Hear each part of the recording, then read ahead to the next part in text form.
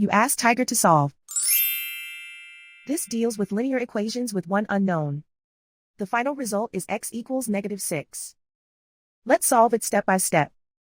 Group all x terms on the left side of the equation. Subtract 26x from both sides. Group like terms. Simplify the arithmetic. Group like terms. Simplify the arithmetic. Group all constants on the right side of the equation. Add 1 to both sides.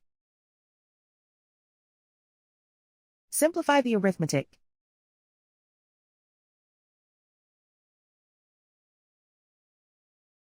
Isolate the x. Divide both sides by -16. Cancel out the negatives.